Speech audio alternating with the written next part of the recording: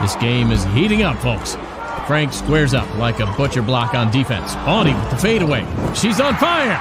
Literally, that is. The net has been burned to a crisp.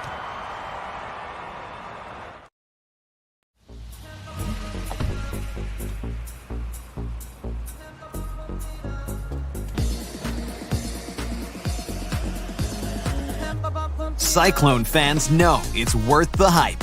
Unleaded 88 is cheaper, cleaner, and greener than regular unleaded.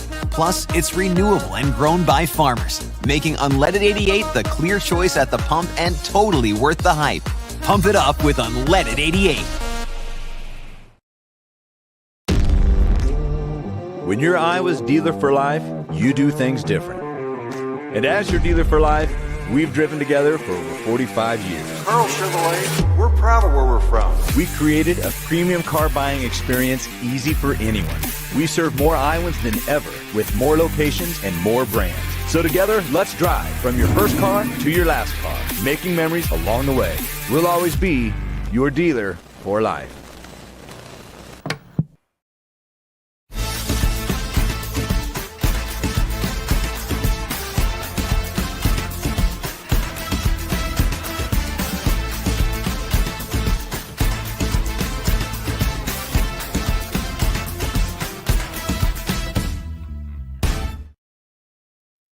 Hey everybody, welcome to halftime. It is a freaking wild one here in Orlando, 31-28. Miami leads Iowa State, and it has been one of the craziest halves of maybe in the history of Iowa State football. I mean, that's a big statement, but this game has been absolutely off the charts. When you start with like the pregame stuff, because we didn't know who was playing. Higgins is out. Porter's out, and the Adams obviously in the portal. Iowa State has now lost a linebacker and Cooper Ebel. Bo Freeler is out. Looked like he had a pretty bad knee injury.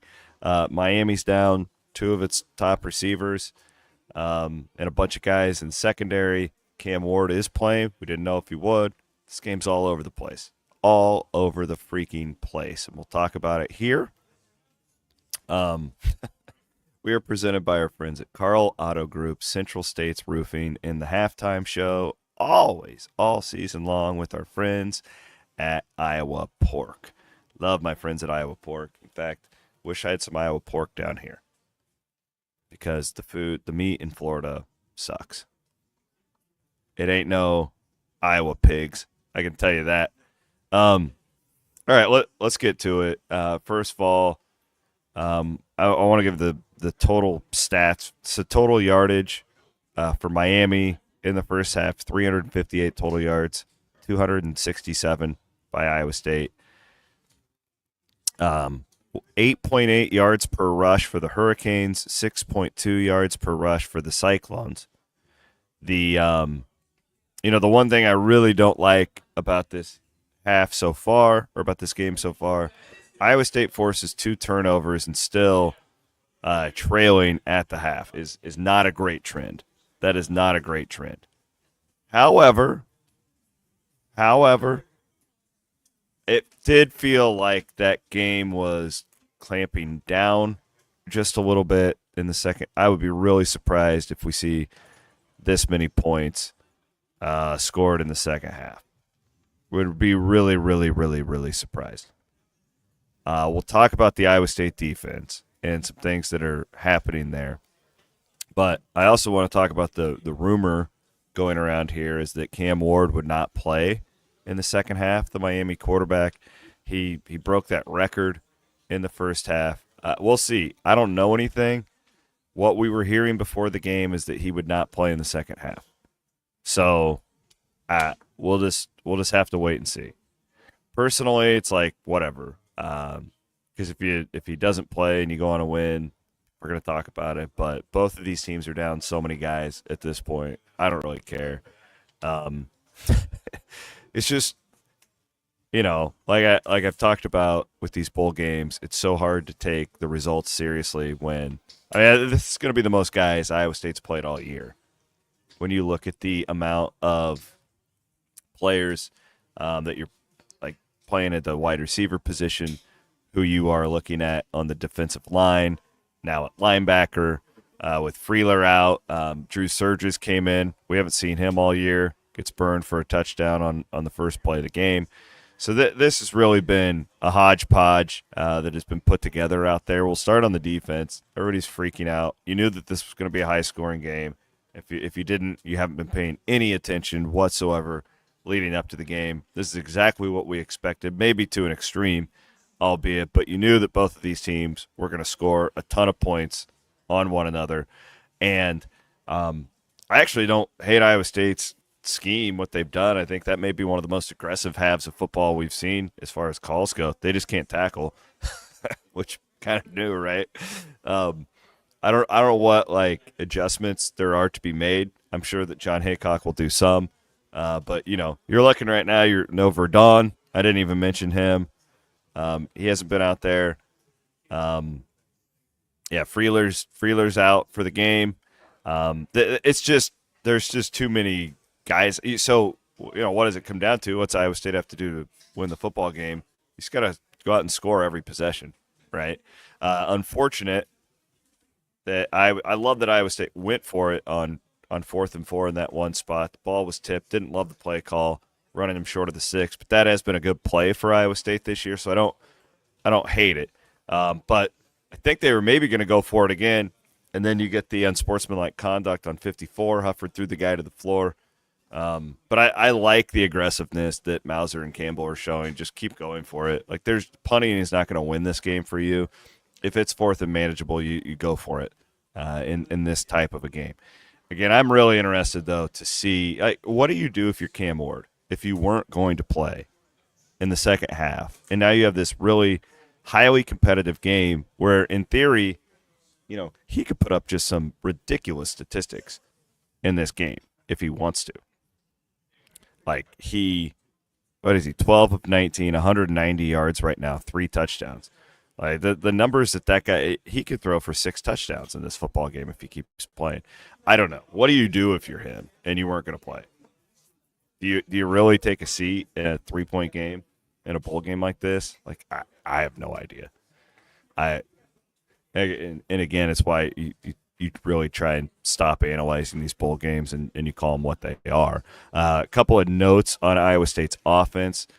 Without Jaden Higgins out there, who opted out, he's not injured. There was some of that flying around on Twitter. Why did he go through warm-ups, you ask? Because these coaches are just crazy with their paranoia, and they ran him out there so that Miami wouldn't know that he wasn't playing, presumably. I have no idea, but that would be my guess.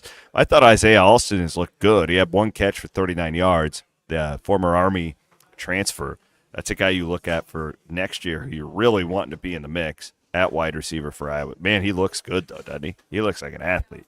Like seeing that. Burkle had another touchdown. He's been really good, I think, in the second half of the season. Rocco, I thought, played fine. I just hope they keep aggressive on offense, because Miami is down a bunch of guys in the secondary. They're very vulnerable. Go out and just win it with that's why I'm not like, why Chris, the defense gave up 350 yards. Why aren't you talking about it? Because I don't think that they can turn it around here. Like, I think they need to be aggressive. I think they need to go for turnovers. But I don't think that they're just going to all of a sudden start stopping Miami consistently. So how do you win the football game? Well, I think you have a better chance to go and outscore them, believe it or not. So Iowa State gets the ball in the second half, and we'll see if they can keep it up.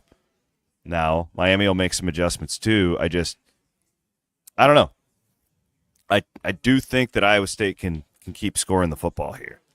But I don't think that defensively, like, you're going to wave some magic wand and then all of a sudden, you clamp down and shut them out in the second half.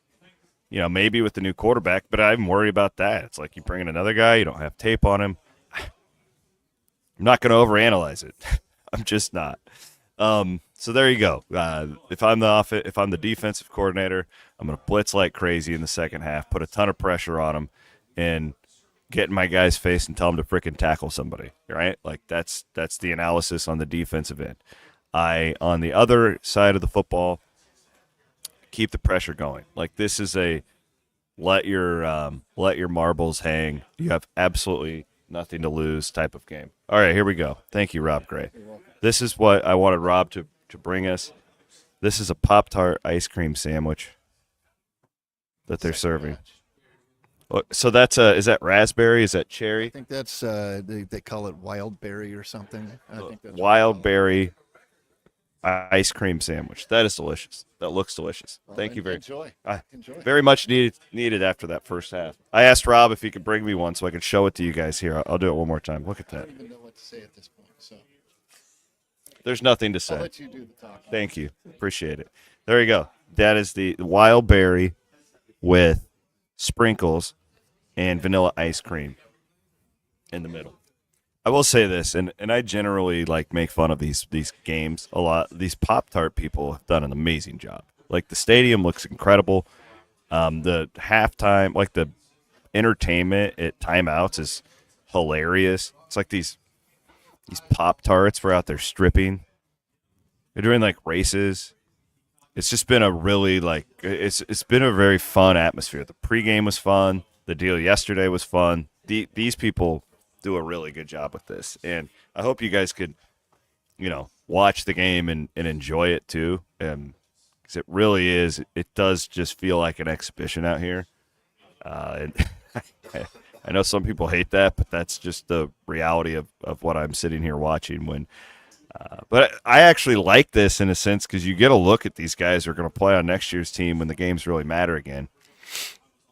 And it's kind of fun to see a lot of these guys play really for the first time. And I think we'll keep seeing that. Like Alston looked like just seeing him on the field was like, wow, that guy's got some talent. And you're going to see that with defense too, because they're down now. I mean, if you count the other guys, they're down like 7 or 8 starters on the defensive side. So they're just doing wholesale line changes. We forget that Onyedem isn't playing today. So you're moving in a bunch of guys on the defensive line, some who haven't played much. I have been looking at my roster a lot today. So let's have it. Let's go after it. Go get it. I'm going to eat this delicious-looking Pop-Tart ice cream sandwich. That's what I'm going to do right now. I wish that I had a pork tenderloin from our friends at Iowa Pork, but I'm going to settle for this instead. Thanks to Aiden Wyatt. Jeff Woody will join me after the game. We'll analyze everything. Thanks for watching. Thanks for hanging with us. Appreciate y'all. Iowa State trails by 3. We'll see if they can go get a win.